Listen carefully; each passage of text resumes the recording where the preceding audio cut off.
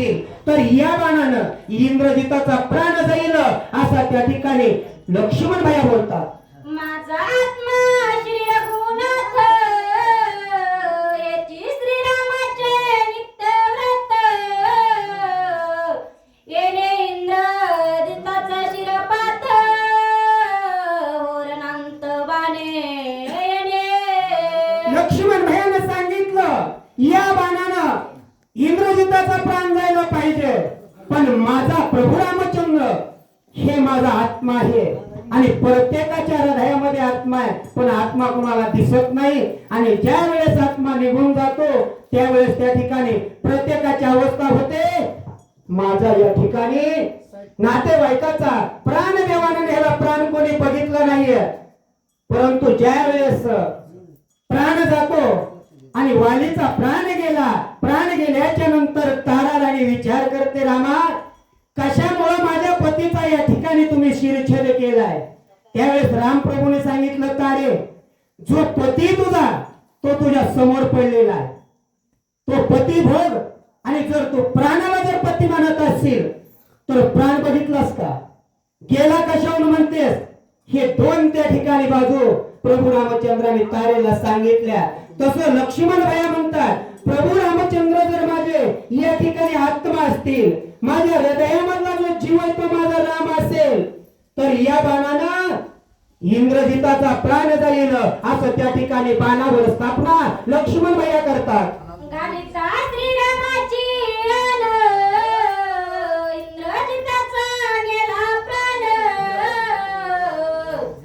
लक्ष्मण विंदनी बाण शिरशत्रान छेदिले. लक्ष्मण भैयाने आण घातली बाणाला, तुला प्रभू रामचंद्राची आण आहे. मी जर सच्चा भक्त रामाचा असेल, मी निस्वार्थीपणाने सेवा केली असेल, मी फळाहार केलेला नाही, रामाची सेवा करतोय, हे जर सत्य असेल, मी जर कुचराई केली असेल तर इंद्रजिताचा प्राण जाणार नाही. आणि जर खरोखर बोलतोय असंच या ठिकाणी व्रताने धारण केलं असेल तर बाणानं आता शिरछेद इंद्रजिताचा होईल अशी आण बाणाला घातली. आणि घातल्याबरोबर त्या ठिकाणी बाण सोडलेला आहे, सोडल्याबरोबर इंद्रजिताचा अंत झाला. पुढे काय झालं बोला. धन्य निधन सौमित्र विंदोनिया बाण दुर्धर गगना उडनी शिर निशाचर पाडिला. लक्ष्मण भैयाच्या बाणानं शिरछेद इंद्रजिताचा झालाय. निधड असणारा वीर लक्ष्मण भैया आणि त्याच्या बाणानं आकाशामध्ये भरभर भरभर जसं एखादं गवताचं पातळ उडावा तसं इंद्रजिताचं शिर आकाशामध्ये भरकटतंय. आणि भरकटून कुठं जातं पुढच्या वचनात माऊली सांगतात,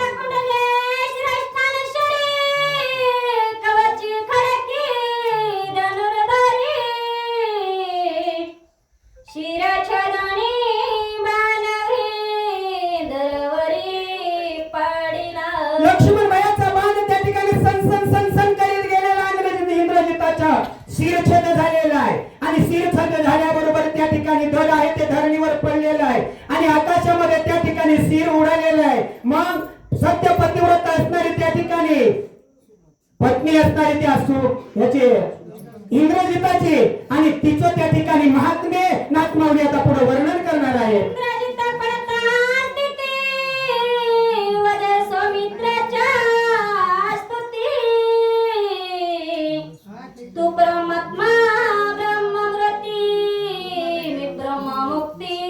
बघा नाथमाऊलीने सांगितलं ह्या शरीराच्या वेगळं मुंडकं झालेलं आहे आणि आपलं मुंडकं जरी जोडलेलं असलं तरी रामाचं नाम स्मरण घेत नाही. इंद्रजित राक्षस आहे आणि राक्षसाचं मुंडकं धाराच्या वेगळं झालंय आणि ते लक्ष्मणाला काय बोलताय, लक्ष्मणाची स्तुती करू लागलाय. आणि आपल्याला या ठिकाणी 10 इंद्रिय या ठिकाणी विष्णू परमात्म्याने दिले, परंतु त्याचा वापर आपण करत नाहीत. आता या ठिकाणी ते धड वेगळं आणि शिर वेगळं झालंय. शिर काय स्तुती करतंय बोला. नमस्कार हनुमंता नमन वंदना समस्ता नमस्कार श्री रघुनाथा परममुक्ता पावलो. बघा एक एकर शरीर पडले आणि धुळ त्या ठिकाणी असणार सिर बोलू लागलेलं आहे. सुरुवातीला असणारा कपिराज हनुमंतरायाला नमस्कार केलेला आहे. नंतर वानर सैन्याला केला. प्रभू रामचंद्राला नमस्कार असो. का नमस्कार करायचा तर राम बाण या ठिकाणी लक्ष्मण यांनी रामांकित बाण सोडलाय. रामाची स्थापना केली आणि त्या बाणानं माझा आता या ठिकाणी उद्धार होतोय असं त्या ठिकाणी सिर बोलताय. इंद्रजित पटादयावरी वानर विरावर शबरी श्रीराम नामाच्या गजरी जय जयकारी इंग्रजती.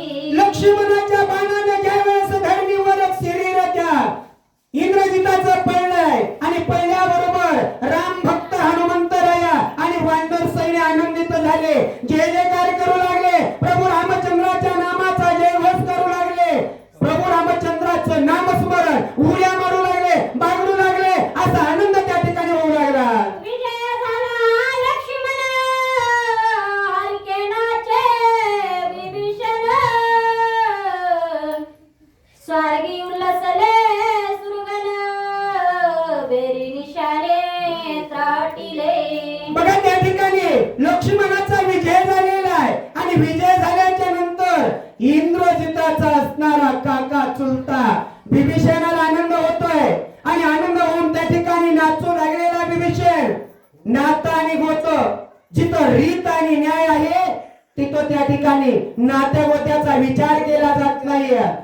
इंद्रजित त्या ठिकाणी बापाचा लाडका मुलगा आहे. राजा रावणाला ज्ञान सांगितलं विभीषणानं, परंतु राजा रावणाला पटलं नाहीये आणि पटलं नाही तो त्या ठिकाणी धुंडाळून लागलेला आहे आणि धुंडाळून लावलं. प्रभू रामचंद्राला शरण गेले आणि प्रभू रामचंद्राचा विजय झाला, लक्ष्मणाचा विजय झाला. या गोष्टीचा आनंद होऊन विभीषणजी नाचू लागले.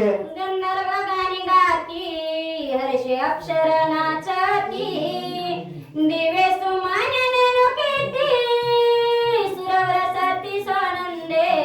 बघा त्या ठिकाणी लक्ष्मणाचा विजय झाल्याबरोबर गंधर्व गायन करू लागले, अप्सरा नृत्य करू लागलेले आहेत आणि त्या ठिकाणी फुलाचा वर्षाव देवलोक करू लागले. आता इंद्रजित मेला.